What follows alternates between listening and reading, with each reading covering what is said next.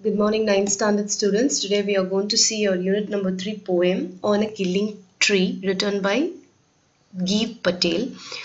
Before getting into this poem, we need to complete a small warm-up. This is to understand how important a tree is. So, நம்மளோட லைஃப்ல வந்து tree ஒரு மரம் எந்த அளவுக்கு இம்பார்ட்டண்ட்டான ரோல் ப்ளே பண்ணுது அப்படின்றது தான் நம்ம இந்த போயம்ல படிக்க போகிறோம். ஸோ அதுக்கான ஒரு வார்ம் அப் எக்ஸசைஸ் கொடுத்துருக்காங்க. So what is a tree? You have to write on your own words. ட்ரீனா என்ன? Why trees are important for our survival? நம்ம உயிர் வாழறதுக்கு trees வந்து ஏன் important? How long does it take a tree to grow to its full size? ஒரு மரம் வந்து தன்னுடைய முழு வளர்ச்சி அடையறதுக்கு எவ்வளோ நாள் ஆகும்? How much time does it take to cut down a tree? ஆனா ஒரு மரத்தை வெட்டுறதுக்கு எவ்வளோ டைம் ஆகும்? இதுதான் நீங்க எழுதணும். Very simple. All the 4 questions. Write in your own words. What is a tree?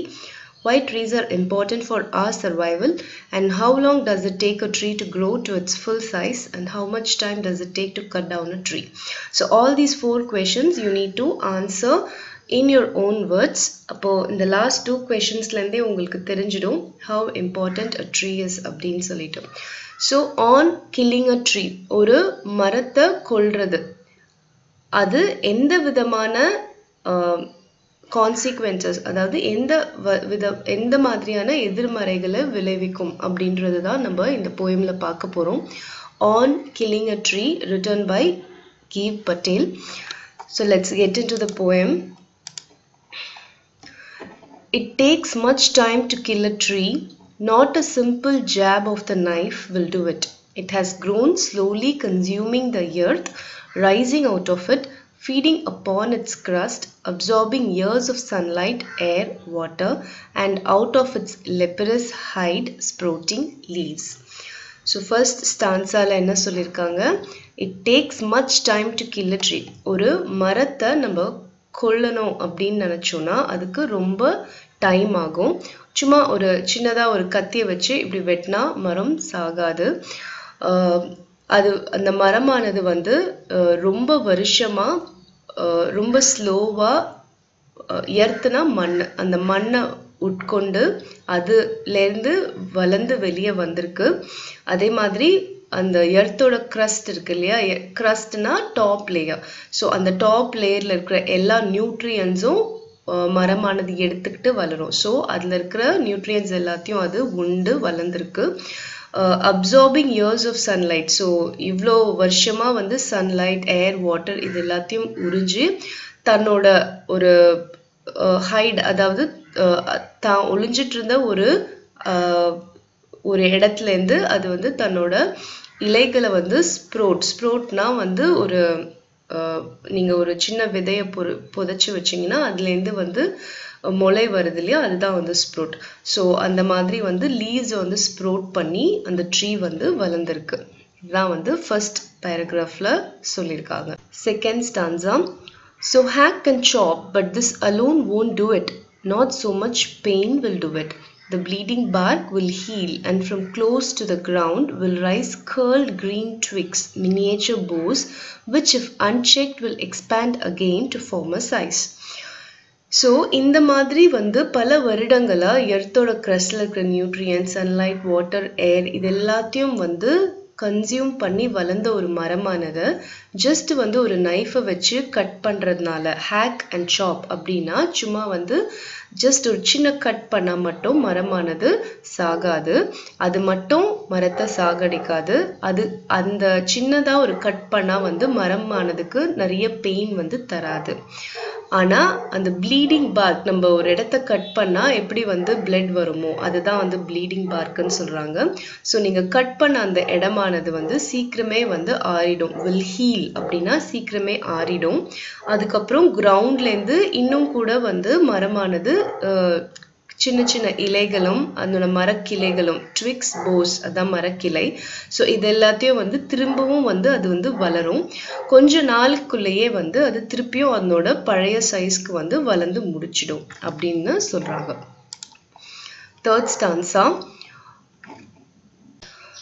No, The root is to be pulled out of the anchoring earth. It is to be roped, tied and pulled out, snapped out or pulled out entirely out of the earth cave, and the strength of the tree exposed, the source white and wet, the most sensitive hidden for years inside the earth.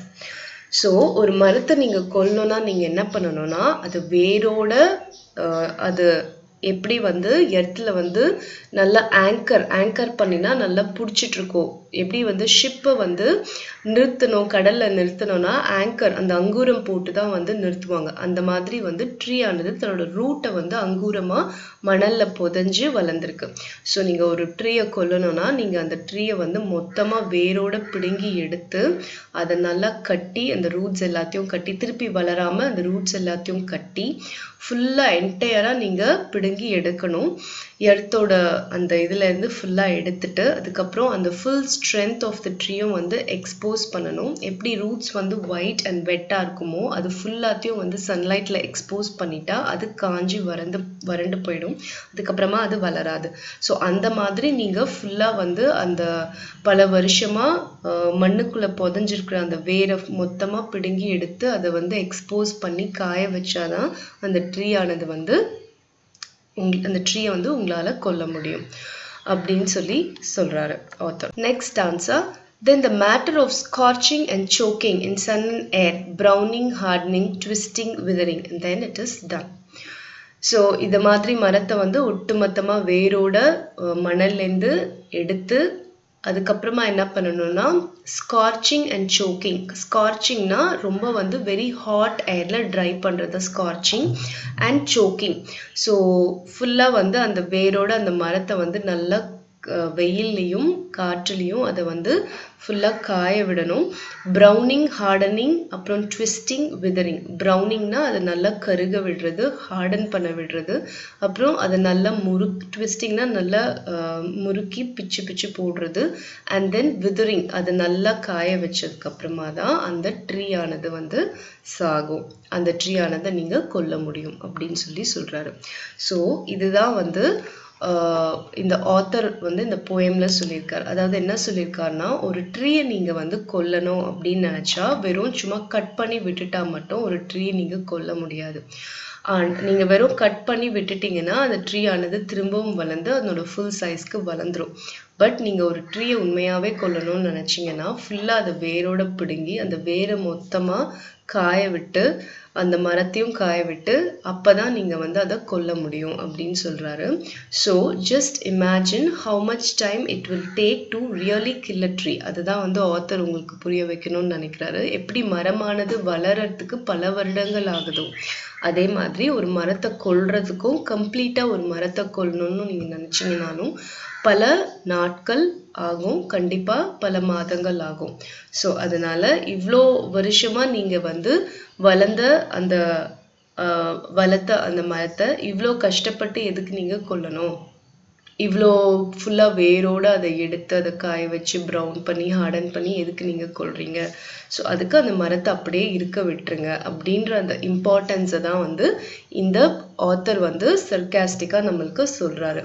நீங்க ஒரு மரத்தை கொல்லணும்னா இவ்வளோ process இருக்கு, எதுக்கு இவ்வளோ லென்த்தியான process நீங்க பண்ணி ஒரு மரத்தை கொல்றீங்க? அதுக்கு அந்த மரத்தை உயிரோட வாழ விடுங்க அப்படின்றது தான் இந்த போயமோட மெசேஜ். ஸோ ஒரு வாட்டி நான் இந்த போயமை வந்து மறுபடியும் உங்களுக்கு ரீட் பண்ணி காமிக்கிறேன். Just listen to it carefully. On Killing a Tree, written by Gieve Patel. It takes much time to kill a tree. Not a simple jab of the knife will do it. It has grown slowly, consuming the earth, rising out of it, feeding upon its crust, absorbing years of sunlight, air, water, and out of its leprous hide sprouting leaves. So hack and chop, but this alone won't do it. Not so much pain will do it. The bleeding bark will heal, and from close to the ground will rise curled green twigs, miniature boughs, which if unchecked will expand again to form a size. No, the root is to be pulled out of the anchoring earth. It is to be roped, tied, and pulled out, snapped out, or pulled out entirely out from the earth cave, and the strength of the tree exposed, The source white and wet, the most sensitive hidden for years inside the earth. Then the matter of scorching and choking in sun and air, browning, hardening, twisting, withering, and then it is done. So this is this poem. Next வந்து about the author பாருங்க. Dr. Gieve Patel is one of the prominent Indian poets. His famous works include Evening, Forensic Medicine, and From Bombay Central. He has also penned 3 plays. He has been conducting a poetry workshop in Rishi Valley School for more than a decade. This poem is taken from his poetry collection Poems published in 1966. So Gieve Patel வந்து நம்மளோட Indian author. அவர் வந்து நிறைய place நிறைய works எழுதியிருக்காரு. அதில் இம்பார்ட்டண்ட்டான works evening, forensic medicine and from Bombay central. So அதே மாதிரி அவர் ரிஷி வேலி ஸ்கூல் அப்படின்ற ஒரு ஸ்கூலில் வந்து ஒரு போய்ட்ரி ஒர்க் ஷாப்பே வந்து நடத்திட்டு இருந்தார் 10 இயர்ஸாக. ஸோ இந்த போயம் ஆன் கில்லிங் அ ட்ரீன்ற போயம் வந்து அவரோட போய்ட்ரி கலெக்ஷன் போயம்ஸ் 1966 பப்ளிஷ் ஆன புக்லேருந்து எடுத்திருக்காங்க. ஸோ ஸ்டூடெண்ட்ஸ், இது வந்து உங்களோட மெமரைட்டட் போயம். ஸோ நீங்கள் கண்டிப்பாக இதை மெமரைஸ் பண்ணி தான் ஆகணும். ஸோ இந்த போயமை வந்து நீங்கள் மெமரைஸ் பண்ணுங்கள். Very important poem, very easy poem, simple words தான் இருக்குது. ஸோ நீங்கள் மெமரைஸ் பண்ணணும் கண்டிப்பாக. அண்ட் தென் க்ளாசரி வந்து கம்ப்ளீட்டாக படித்து உங்களோட கிளாஸ் ஒர்க்கில் எழுதிக்கோங்க. Then exercise பாருங்க. Memorize the first 2 stanzas of the poem. Not only memorize the first 2 stanzas, memorize the full poem. Full poem நீங்கள் மெமரைஸ் பண்ணி தான் எந்த இடத்துலேருந்து அவங்க எந்த இடம் வரைக்கும் கேட்டிருக்காங்களோ அப்போ நீங்கள் எழுதுறதுக்கு ஈஸியாக இருக்கும். அண்ட் தென் உங்களோட போயம் லைன்ஸ்லேருந்து கொஷின்ஸ் கேட்குறது. This is also very easy. I want to tell you one important thing. Exam பெர்ஸ்பெக்டிவில் வந்து இந்த மாதிரி நீங்கள் வந்து போயம் லைன்ஸ் கொடுத்து கொஷின்ஸ் கேட்குறாங்க இல்லையா, இது நீங்கள் அட்டென்ட் பண்ணிங்கன்னா நீங்கள் வந்து ஃபுல் 2 மார்க்ஸ் வந்து வாங்க முடியும். அன்லைக் உங்களோட ப்ரோஸ் ஆர் சப்ளிமெண்ட்ரிலேருந்து கேட்குற கொஷின்ஸோட இந்த போயம்லேருந்து கேட்குற இந்த மாதிரியான பிரேக் பண்ணி கேட்குற கொஷின்ஸ் வந்து நீங்கள் அட்டென்ட் பண்ணிங்கன்னா உங்களுக்கு வந்து ஃபுல் 2 மார்க்ஸ் கிடைக்கும். ஸோ நீங்கள் வந்து இதை வந்து கண்டிப்பாக ஃபோக்கஸ் பண்ணி படிச்சிடுங்க. நெக்ஸ்ட் வந்து பாருங்கள், சி எக்ஸசைஸ் பாருங்கள். Based on the understanding of the poem, write down the summary of the poem by fill in the blanks. So நீங்கள் போயம் நான் உங்களுக்கு எக்ஸ்பிளைன் பண்ண இல்லையா, அந்த அண்டர்ஸ்டாண்டிங்கை வச்சு இந்த போயமை வந்து நீங்கள் வந்து you have to fill in the blanks. இது வந்து summary of the poem. So நீங்கள் வந்து you have to fill in the blanks. இதுவும் அட்டென்ட் பண்ணுங்கள். This is also very easy. And then certain questions have been asked from the poem.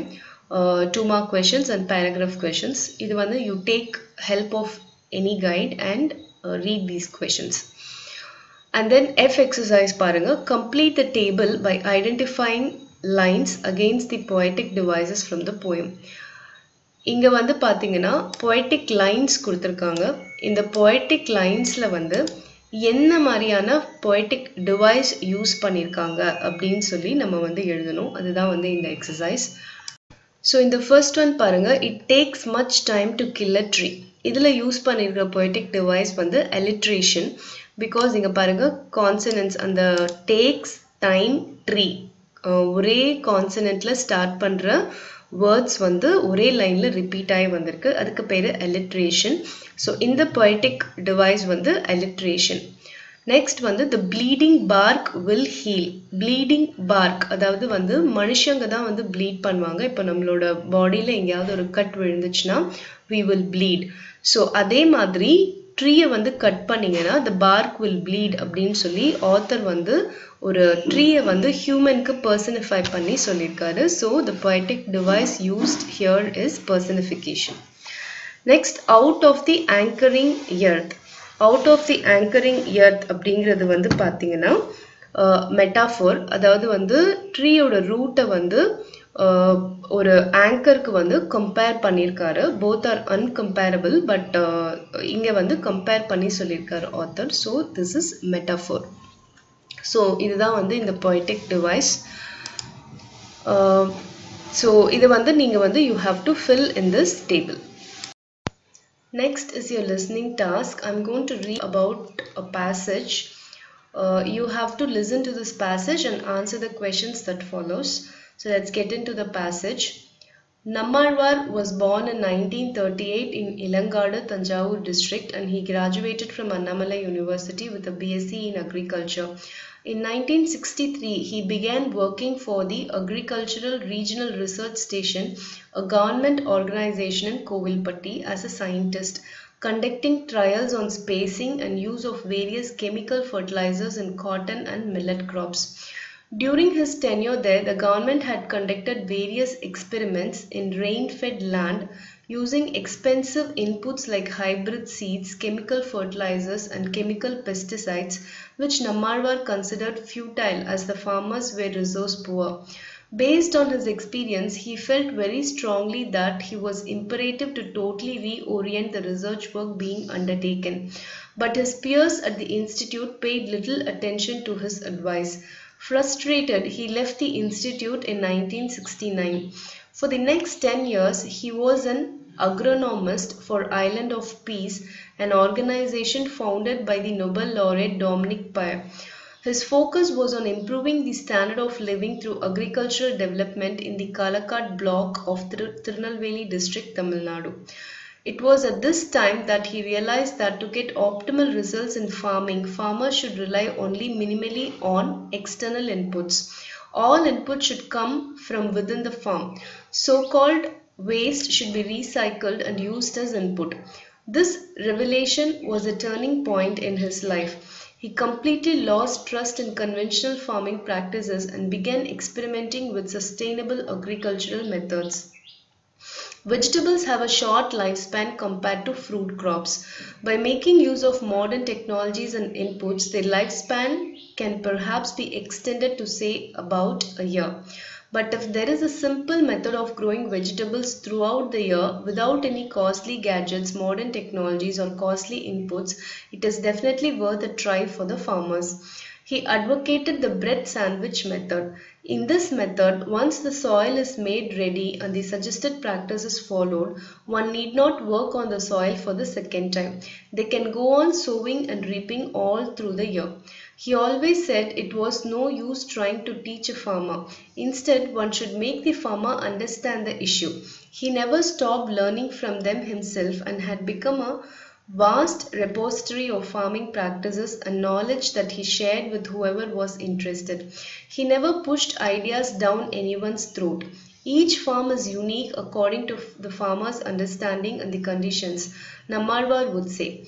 He would keep experimenting with what he learned from the farmers, refined this knowledge and then gave it back to them. He often said farming is not a way of producing crops to make money. It is a way of living, and a way of living that is possible even in the 21st century. He trained hundreds of farm youths as trainers and helped many farmers to be master trainers, all this without the support of the government. So this is your listening passage. In the passage நீங்க கேட்டுட்டு இதுக்கு அப்புறமா கொடுத்திருக்கிற questions வந்து நீங்க answer பண்ணுங்க. ஒரு தடவை கேட்டு உங்களால क्वेश्चंस ஆன்சர் பண்ண முடியும்னா 2-3 வாட்டி இந்த passage நீங்க listen பண்ணிட்டு and then ஆன்சர் பண்ண ட்ரை பண்ணுங்க. Next is your writing exercise. So based on reading of the poem, complete the web chart given below. So இங்க வந்து பாத்தீங்கன்னா totally 6 charts கொடுத்திருக்காங்க. இதுல 3 வந்து they have filled in. So you have to fill in the other 3. So Geet Patel's poem is about what அப்படின்னு சொல்லி இங்க நீங்க fill பண்ணணும். So Geet Patel's poem வந்து எதை பத்தின poem? It is about on killing a tree. So அந்த மாதிரி நீங்க fill up பண்ணணும். And then to create a new awareness in the minds of the people, என்ன மாதிரியான awareness அப்படின்றத நீங்க வந்து இங்க எழுதுங்க. And then cutting a tree is an act of murder. So ஒரு ட்ரீயை வந்து கட் பண்றதுன்றது ஒரு ட்ரீயை கொல்றதுக்கான ஒரு மர்டருக்கு ஈக்குவலான ஒரு விஷயம் அப்படின்னு poet சொல்லியிருக்காரு. ஸோ அந்த மாதிரி நீங்க வந்து you have to fill this. இது நீங்க ட்ரை பண்ணுங்க. ஆன்சர்ஸ் வந்து வீடியோட எண்ட்ல இருக்கு. You can cross check your answers with the answers given at the end of the video. Next eye exercise பாருங்க. Look at the two trees. One is a green flourishing tree and the other a brown withering tree. So இங்க ரெண்டு tree கொடுத்திருக்காங்க. ஒன்னு வந்து பாத்தீங்கன்னா நல்ல greenish-ஆ நல்ல செழுமையாக வளர்ந்துருக்கிற ஒரு ட்ரீ. நெக்ஸ்ட் வந்து பார்த்தீங்கன்னா சுத்தமாக விதராகி காஞ்சி போய் இருக்கிற ஒரு அனதர் ட்ரீ. ஸோ இப்போ நீங்கள் என்ன பண்ணணும் அப்படின்னு கேட்டிங்கன்னா, ட்ரீயோட க்ரோத்துக்கு எதெல்லாம் சப்போர்ட் பண்ணும் அப்படின்னு ஒரு லிஸ்ட் ரெடி பண்ணிக்கோங்க, A list. And then B list வந்து will list down those that prevented. ட்ரீயை வந்து வளராம தடுக்கிறதுக்கு என்னென்னலாம் பண்ணணும் அப்படின்னு சொல்லி அனதர் லிஸ்ட் ரெடி பண்ணிக்கோங்க. ஸோ இந்த 2 லிஸ்ட்டை வச்சு நீங்கள் என்ன பண்ணணும்னா இந்த சார்ட்டை வந்து நீங்கள் ஃபில் பண்ணணும். how will you protect trees? So ஒரு லிஸ்ட் வந்து எப்படி வந்து ஒரு மரத்தை நீங்கள் வளர்ப்பீங்க அப்படின்ற ஒரு லிஸ்ட். அனதர் லிஸ்ட் வந்து ஒரு மரத்தை வளராம தடுக்கிறதுக்கு என்னென்னலாம் நீங்கள் பண்ணுவீங்கன்னு அனதர் லிஸ்ட். ஸோ இந்த 2 லிஸ்ட்டை வச்சு how will you protect trees, அதாவது நீங்கள் எப்படி ட்ரீஸை பாதுகாப்பீங்க அப்படின்றத தான் நீங்கள் எழுதணும். ஸோ இதில் வந்து I will not அப்படின்னு இருக்கு. ஸோ நீங்கள் 2 லிஸ்ட்டையும் கம்பேர் பண்ணி 2 லிஸ்ட்டில் இருக்கிற க்ளூஸும் வச்சு தான் நீங்கள் இதை ஃபில்அப் பண்ணணும். ஃபார் எக்ஸாம்பிள் வந்து I will water the tree regularly அப்படின்றது will. நீங்கள் இதை பண்ணால் அந்த ட்ரீ நல்லா வளரும். ஸோ நீங்கள் ப்ரொடெக்ட் பண்ணுறீங்கன்னு அர்த்தம். And then I will not, இப்போ நீங்கள் என்ன பண்ணணும், I will not cut the trees branches. So நான் வந்து அதோட branches எல்லாம் கட் பண்ண மாட்டேன் அப்படின்னு நீங்கள் சொன்னீங்கன்னா, ட்ரீயோட branches எல்லாம் கட் பண்ணாமல் இருந்தாலே ட்ரீ வந்து நல்லா அழகாக வளரும். ஸோ அந்த மாதிரி I will not யூஸ் பண்ணி நீங்கள் இந்த சார்ட்டை வந்து நீங்கள் ஃபில்அப் பண்ணணும். இதுவும் நீங்கள் ட்ரை பண்ணுங்கள், ஆன்சர்ஸ் வீடியோவோட எண்டில் கொடுத்துருக்கேன். நெக்ஸ்ட் வந்து பாருங்கள், ஸ்லோகன் எழுதணும் சேவிங் ட்ரீஸ் பற்றி. ஸோ ஸ்லோகன் வந்து எப்படி இருக்கணும்னா ஷார்ட்டாக இருக்கணும், மீனிங்ஃபுல்லாக இருக்கணும், படிக்கும் போதே வந்து நம்மளுக்கு கேட்சியாக இருக்கணும். ஸோ ரைமிங்காக இருந்தால் இன்னும் நல்லாயிருக்கும். For example, save a tree, get oxygen for free. So ஒரு ட்ரீயை நீங்கள் சேவ் பண்ணால் உங்களுக்கு ஆக்சிஜன் ஃப்ரீயாக கிடைக்கும் அப்படின்னு சொல்கிறாங்க. இந்த மாதிரி ஒரு 3 ஸ்லோகன் நீங்கள் சேவிங் ட்ரீஸ் பற்றி நீங்கள் எழுதணும். இதுதான் வந்து ஜே எக்ஸசைஸ். நெக்ஸ்ட் வந்து பார்த்தீங்கன்னா speaking exercise. This has to be done in your class. So இது நம்ம அப்புறமா லேட்டர் பார்க்கலாம். நெக்ஸ்ட் வந்து ஜஸ்ட் ஒரு ஸ்மால் ஆக்டிவிட்டி கொடுத்துருக்காங்க, லெட் அஸ் லாஃப் டுகெதர்ன்ட்டு. ஸோ இது வந்து ஜஸ்ட் நீங்கள் படித்து ஒரு சின்ன காமிக்கல் இது கொஷின்ஸ் கொடுத்துருக்காங்க. ட்ரீஸ் வந்து இன்டர்நெட் ஆக்சஸ் பண்ணால் ட்ரீஸ் வந்து இன்டர்நெட்டை எப்படி ஆக்சஸ் பண்ணும், அண்ட் தென் ட்ரீஸ் வந்து பேங்க் க்ளோஸ் ஆயிருந்தா ட்ரீஸ் என்ன பண்ணும், what type of tree fits in your hand, இதெல்லாம் வந்து கேட்டிருக்காங்க. ஸோ இது வந்து பார்த்தீங்கன்னா how do trees access the internet? they simply log in. So எப்படி வந்து மரக்கிளைகள் எல்லாம் லாகுன்னு சொல்கிறோம்ல, அந்த மரத்தோட வுட்டை வந்து லாகுன்னு சொல்கிறோம் இல்லையா, ஸோ அதை தான் பேஸ் பண்ணி இந்த ஆன்சர் வந்து எழுதணும். What will the tree do if the banks are closed? So it will start its own branch. So bank எல்லாம் மூடி இருந்ததுன்னா ட்ரீ என்ன பண்ணும், அதனோட ஓன் பிரான்ச்சை ஸ்டார்ட் பண்ணிடும். இந்த பிரான்ச் வந்து ட்ரீயோட பிரான்ச்சை மீன் பண்ணி சொல்லியிருக்காங்க.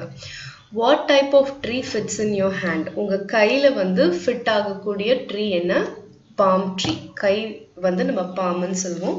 So a bomb tree fits in your hand. இது வந்து ஜஸ்ட் ஒரு காமிக்கல் எக்ஸசைஸ் தான். ஸோ நெக்ஸ்ட் வந்து இன்னொரு போயம் ரீட் அண்ட் என்ஜாய் கொடுத்துருக்காங்க. இது நீங்கள் ஜஸ்ட் படித்து பார்த்து அண்டர்ஸ்டாண்ட் பண்ணிக்க ட்ரை பண்ணலாம். ஸோ இந்த போயம் கம்ப்ளீட்டாக நீங்கள் படிச்சுடுங்க. இதில் இருக்கிற எக்ஸசைஸும் நீங்கள் ஃபினிஷ் பண்ணுங்கள். ஃபினிஷ் பண்ணிங்கன்னா இந்த போயம் வந்து உங்களுக்கு வந்து கம்ப்ளீட் ஆகிடும்.